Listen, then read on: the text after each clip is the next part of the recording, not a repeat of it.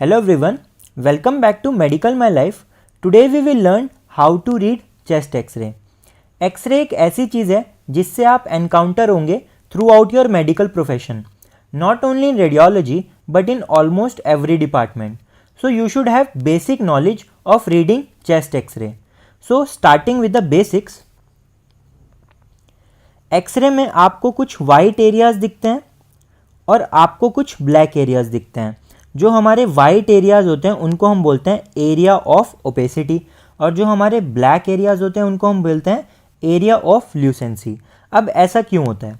देखिए, जो हमारी एक्सरे बीम होती है वो बॉडी के थ्रू पास करती है through different structures, for example bones, heart, lung, और इन सारे स्ट्रक्चर की डेंसिटी अलग अलग है. तो जो हमारे एक्सरे बीम होती है वो dense structure, for example bone, इससे इजीली पास नहीं हो पाती. इस वजह से ये वाले स्ट्रक्चर हमें वाइट अपीयर होते हैं.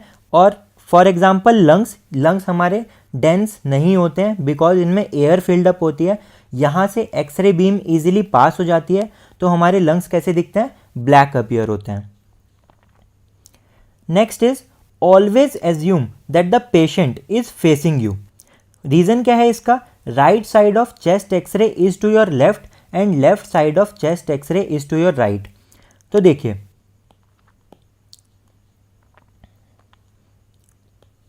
जो आपका राइट है, जो आपका लेफ्ट है, it is equal to right side of chest X ray, और जो आपका राइट है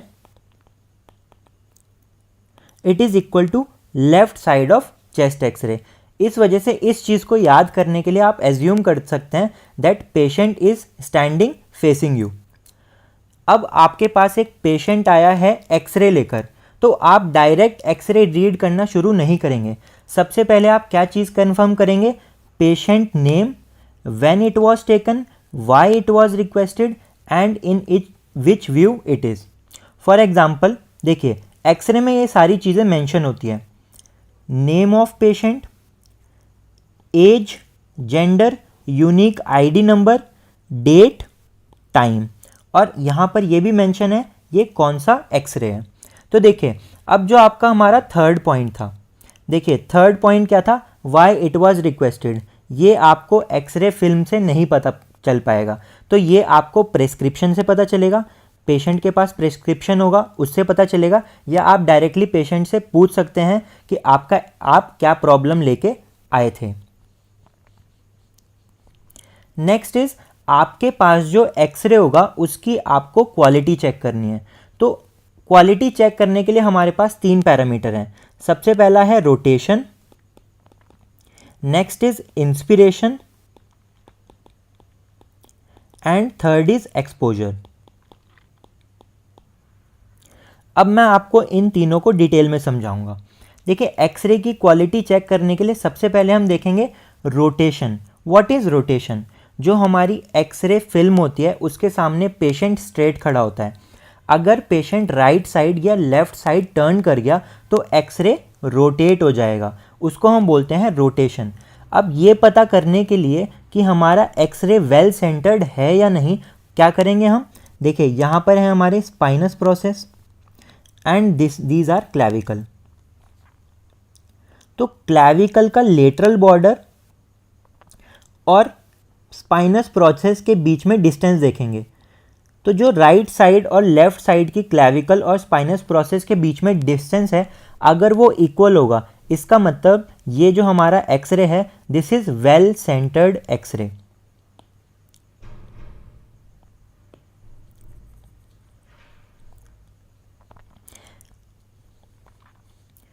So, if the distance between the lateral boundaries of the clavicle and the midline, that is spinous process, is same on both sides, then it is well centered radiograph. अब अगर rotation present होगी तो उससे क्या फ़र्क पड़ेगा? देखिए, rotation present होगी, फॉर एग्जांपल पेशेंट लेफ्ट की साइड रोटेट हो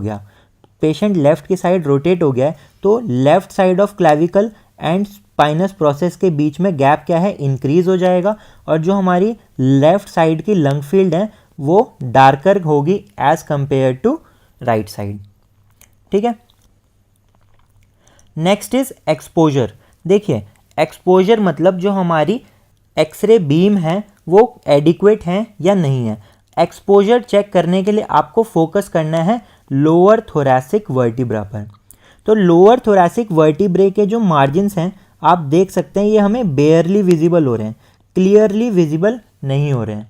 तो एक्सरे में अगर आपको लोअर थोरैसिक वर्टिब्रे के मार्जिन्स बेयरली विजिबल हैं, इसका मतलब ये एक्सरे एडिक्वेट एक्सपोजर का है, ये एक्सरे हमारा बिल्कुल करेक्ट है। अगर ये हमारे मार्जिन्स क्लियरली विजिबल होंगे that means this X ray is hyper exposed, और अगर ये मार्जिन्स हमें विजिबल नहीं होंगे that means this X ray is hypo exposed. So for adequate exposure, lower thoracic vertebrae margin should be barely visible. If clearly visible, then it is hyperexposed, and if not visible, it is hypoexposed. Next हम quality check कैसे करेंगे? Third point is inspiration. तो मैंने आपको last video में जो मैंने chest x ray पीए versus AP view पे अपलोड की थी उसमें भी आपको बताया था जब पेशेंट का एक्सरे लेते हैं तो पेशेंट से इंस्पायर करने के लिए बोलते हैं and to hold his breath. इससे क्या होता है हमारे जो लंग होते हैं वो इन्फ्लेट हो जाते हैं। अब ये पता करने के लिए कि प्रॉपर इंस्पिरेशन हुआ है या नहीं हुआ है, दैट इज़ एडिक्वेट इंस्पिरेशन हुआ है या नहीं हुआ है, तो उसके लिए एक क्राइटेरिया होता है। सो क्राइटेरिया क्या है? You should be able to see 5 to 6 anterior ends of rib and 8 to 10 posterior ends of rib above the diaphragm. अब ये एंटीरियर एंड ऑफ रिब और पोस्टीरियर एंड ऑफ रिब क्या है? देखिए ये हमारा vertebral column, so this is vertebral column. Vertebral column से निकलती हैं हमारी रिब्स और जाती हैं एंटीरियरली। तो आप देख सकते हैं वर्टिब्रल कॉलम से हमारी रिब्स निकल रही हैं और जा रही हैं एंटीरियरली। तो ये वाला जो पार्ट होता है हमारे रिब्स का वो होता है पोस्टीरियर एंड, और ये जो आगे वाला पार्ट होता है दिस इज़ एंटीरियर एंड। तो एडिक्वेट इंस्पिरेशन के लिए हमें 5 to 6 एंटीरियर एंड विजिबल होने चाहिए और 8 to 10 पोस्टीरियर एंड विजिबल होने चाहिए रिब्स के अबव द डायफ्राम। तो चलिए काउंट करते हैं इस एक्सरे में।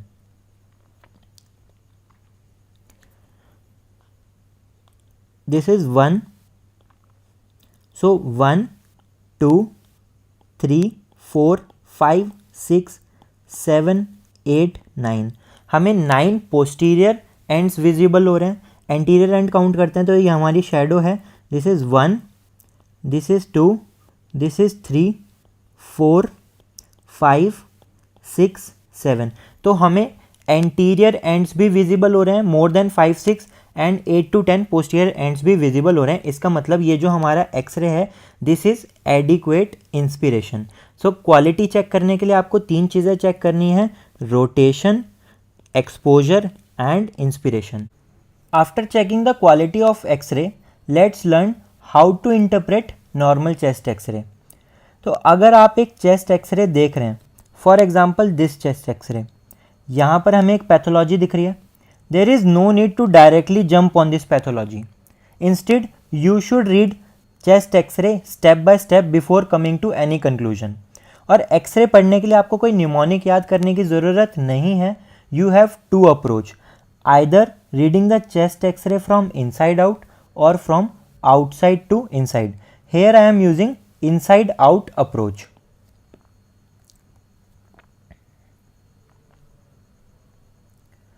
So सबसे पहले हम देखेंगे trachea. Trachea is slightly tilted toward right due to aortic arch. तो चलिए देखते हैं हम अपने एक्सरे में। यह है हमारी trachea and trachea divides into right and left main bronchus. और जो हमारी ट्रेकिया होती है it is in midline और slightly tilted toward right side due to aortic arch. तो यहाँ पे जो हमारी एओर्टा होती है वो ट्रेकिया को स्लाइटली राइट की तरफ टिल्ट कर देती है। सो ट्रेकिया में आप क्या देखेंगे? ट्रेकिया की पोजीशन, फॉरेन बॉडी और mass in trachea. Next is heart size. Heart size is measured by cardiothoracic ratio. ये कार्डियोथोरैसिक रेशियो क्या होती है? देखिए, cardiac diameter divided by thoracic diameter, so C/T। PA view में अगर ये रेशियो हमारा 0.5 से कम है then it is normal heart size. अगर ये 0.5 से 0.55 के बीच में है then it is borderline, और अगर ये 0.5 या फिर 0.5 से बड़ा है देन इट इज़ एबनॉर्मल। लेकिन अगर हम बात करें हमारे एपी व्यू में, तो हमें पता है एपी व्यू में हमें क्या मिलती है, फॉल्स कार्डियोमेगेली। फॉल्स कार्डियोमेगेली है तो ये रेशियो का कट ऑफ कितना हो जाता है, लेस देन 0.6, तो नॉर्मल होगी। अगर मोर देन 0.6 या फिर इक्वल टू 0.6 होगा तो वो क्या होगा, एबनॉर्मल। तो आप यहां पर देख सकते हैं दिस इज फॉल्स कार्डियोमेगेली। तो अभी तक हमने क्या देख लिया है, ट्रेकिया देख लिया है और हमारा हार्ट साइज देख लिया है। Now we will look for mediastinal की मार्किंग्स। तो मीडियास्टिनम की मार्किंग्स देखेंगे। मीडियास्टिनम की मार्किंग्स देखने से पहले मैं आपको समझाना चाहता हूँ। देखिए जो हमारा हार्ट होता है, ये हमारा हार्ट है, हार्ट में हमारा right atrium, right ventricle, left atrium और लेफ्ट वेंट्रिकल होता है। तो यहाँ पर है हमारा राइट एट्रियम, यहाँ पर है हमारा लेफ्ट एट्रियम, ये है हमारा एंटीरियरली। एंटीरियरली क्या होता है हमारा राइट वेंट्रिकल, और लेफ्ट की साइड क्या होता है हमारा लेफ्ट वेंट्रिकल। तो जो हमारा right side of heart border है, राइट हार्ट बॉर्डर कौन बनाता है, राइट एट्रियम, और लेफ्ट हार्ट बॉर्डर कौन बनाता है, left ventricle and small part of left atrium. This is, इसको हम क्या बोलते हैं, एट्रियल अपेंडाज। एट्रियल अपेंडाज बोलते हैं इसको। बिकॉज हमारा हार्ट राइट लेफ्ट की तरफ टिल्ट होता है, इस वजह से जो हमारा राइट वेंट्रिकल है वो कहाँ होता है, एंटीरियरली फेस करता है। होपफुली आपको ये चीज़ क्लियर हो गई है। देखिए तो अब हमें मीडियास्टिनम की मार्किंग्स करनी है। यहाँ पर क्या है हमारा राइट एट्रियम, राइट एट्रियम है। राइट एट्रियम में ब्लड कौन डाल रहा है, superior vena cava and inferior vena cava. तो जो हमारी राइट मीडियास्टिनल मार्किंग है उसमें क्या है, superior vena cava, right atrium and inferior vena cava.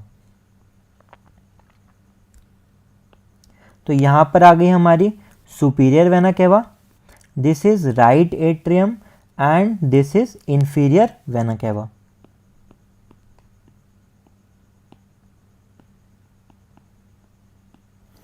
अब हम बात करते हैं अपने लेफ्ट साइड की। तो लेफ्ट साइड में क्या है हमारा, लेफ्ट वेंट्रिकल है। तो यहाँ पर है हमारा लेफ्ट वेंट्रिकल, ठीक है, ये है हमारा लेफ्ट वेंट्रिकल। लेफ्ट वेंट्रिकल के ऊपर क्या है हमारा, लेफ्ट एट्रियम। लेफ्ट एट्रियम में क्या एंटर कर रही है हमारी, पल्मनरी ट्रंक, और लेफ्ट, और यहाँ पर थी हमारी एओर्टा जो हमारी ट्रेकिया को क्या कर रही थी, राइट की तरफ टिल्ट कर रही थी। तो जो हमारी ट्रेकिया राइट की तरफ टिल्ट थी ड्यू टू एओर्टा। तो अब हम समझते हैं हमारे लेफ्ट साइड के मीडियास्टिनम की मार्किंग्स को। तो यहां पर ये जो आप देख रहे हैं दिस इज एओर्टिक नकल। उसके बाद आती है हमारी main pulmonary artery trunk, left atrial appendage and left ventricle. तो यहां पर आ गया हमारा एओर्टिक नकल, पल्मनरी आर्टरी, ये है atrial appendage and left ventricle. तो आपको मीडियास्टिनल की मार्किंग्स क्लियर हो गई होंगी।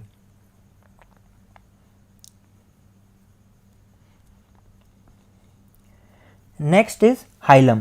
तो हमने क्या देख लिया है, हमने अब तक ट्रेकिया देख लिया है, ट्रेकिया हम देख चुके हैं, हम हार्ट का साइज देख चुके हैं और हम मीडियास्टिनल की मार्किंग्स देख चुके हैं। अब हम देखेंगे हाइलम। तो आप ये वाला जो पोर्शन देख रहे हैं दिस इज हाइलम। तो हाइलम क्या होता है, जहाँ से हमारी ब्रोंकस, ब्लड वेसल्स और नर्व्स एंटर करती हैं हमारे लंग में, उस पॉइंट को हम बोलते हैं हाइलम। अब हाइलम के बारे में आपको देखे बताता हूँ मैं। हाइलम जो होता है वो हमारा कॉनकेव शेप का होता है, कॉनकेव शेप का होता है लेटरली, और ये है हमारा right hilum, this is left hilum. Right hilum जो होता है it is lower than left hilum, या फिर ये सेम लेवल पे होता है। तो अगर राइट हाइलम और लेफ्ट हाइलम ऐसे है तो ये भी ओके है, राइट हाइलम और लेफ्ट हाइलम सेम लेवल पे है तो ये भी सही है। लेकिन अगर राइट हाइलम लेफ्ट हाइलम से ऊपर है तो ये पैथोलॉजी है। दूसरा पॉइंट क्या मैंने आपको बताया, जो हमारा हाइलम होता है वो कैसा होता है, कॉनकेव लेटरली होता है, ये कॉनकेव शेप का होता है। And this hilum is mainly formed by blood vessels. So left hilum is higher than the right hilum and it can be at same level and hilum is concave laterally. Next is diaphragm. Diaphragm बहुत easy है। देखिए diaphragm में right dome of diaphragm होता है and left dome of diaphragm होता है। अब जो हमारा left dome of diaphragm होता है वो lower होता है। तो अगर आपसे क्वेश्चन पूछा जाता है left dome of diaphragm lower क्यों होता है, आपको ये नहीं बोलना है, liver नहीं बोलना है, liver को आपके सेंटेंस में आना ही नहीं चाहिए। आपको बोलना है जो हमारा लेफ्ट डोम ऑफ डायफ्राम होता है वो राइट डोम से नीचे होता है। क्यों? Because left dome of diaphragm पे हार्ट रखा हुआ होता है। So due to weight of heart left dome of diaphragm is lower as compare to right dome of diaphragm. इसके बाद आप यहाँ पर जो देख रहे हैं दिस इज स्टमक बबल। जो हमारे स्टमक का फंडस रीजन होता है वहाँ पर गैस होती है and that appear as stomach bubble and it is normal finding. Diaphragm और स्टमक बबल देखने के बाद आप चेक करेंगे costophrenic angle and cardiophrenic angle. Costophrenic angle क्या होता है, कार्डियोफ्रेनिक एंगल क्या होता है, ये देखते हैं। कॉस्टोफ्रेनिक एंगल चेस्ट वॉल और डायफ्राम के बीच में जो एंगल होगा दैट इज कॉस्टोफ्रेनिक एंगल और ये दोनों साइड होगा। एंड हार्ट और डायफ्राम के बीच में जो एंगल होगा दिट इज कार्डियोफ्रेनिक एंगल। अब इसकी इंपॉर्टेंस क्या है, फॉर एग्जांपल यहाँ पर हमारा क्या हो गया है, प्लूरल एफ्यूजन हो गया है। प्लूरल एफ्यूजन हमें बेस ऑफ लंग्स में मिलता है, तो ये जो एंगल हैं इनकी क्या हो जाएगी, ब्लंटिंग हो जाएगी। ब्लंटिंग मतलब क्या होता है, ये लूज कर देंगे अपने शार्प एजिस को। सो कॉस्टोफ्रेनिक क्या होता है, point at which chest wall and diaphragm meet, loss of sharp angle that is blunting is usually caused by pleural effusion. तो आप जैसे इस एक्सरे में देख सकते हैं यहाँ पर हमारी ब्लंटिंग हो चुकी है ड्यू टू प्लूरल एफ्यूजन। इसके बाद आप क्या करेंगे, you will follow chest wall on both the sides and compare both the sides, compare both lungs and look for any pathology. तो आपने सबसे पहले ट्रेकिया देखी, आपने सबसे पहले ट्रेकिया देखी, उसके बाद आपने हार्ट का साइज़ देखा है, उसके बाद आपने मीडियास्टेनम के बॉर्डर्स देखे, then diaphragm angles costophrenic and cardiophrenic angle, then आप ट्रेस करेंगे चेस्ट वॉल को up to top, right side और लेफ्ट साइड दोनों को ट्रेस करेंगे और कंपेयर करेंगे। उसके बाद आप लंग फील्ड को कंपेयर करेंगे राइट साइड और लेफ्ट साइड की, और फाइनली आप क्या देखेंगे, बोन्स को देखेंगे। तो बोन्स में आपकी क्या आ जाएंगी, क्लैविकल्स आ जाएंगी, रिब्स आ जाएंगी और क्या आ जाएंगी, हमारी यहाँ पर स्कैपुला होगी। तो फाइनली आपका चेस्ट एक्सरे कंप्लीट हो जाएगा। So we have completed all the steps that how to interpret normal chest x-ray. Maybe आपको एक लेंदी प्रोसीजर लग रहा होगा, बट बिलीव मी जैसे जैसे आपको एक्सरे रीड करने का एक्सपीरियंस होगा आप ये सारे पॉइंट्स सेकेंड्स में कवर कर लेंगे। सो गाइज़, अगर आपको ये वीडियो हेल्पफुल लगती है तो प्लीज़ इसको शेयर कीजिए, और अगर आप मेरे चैनल पर नए हैं तो सपोर्ट करने के लिए चैनल को सब्सक्राइब कर देना। थैंक यू सो मच, मिलते हैं नेक्स्ट वीडियो में।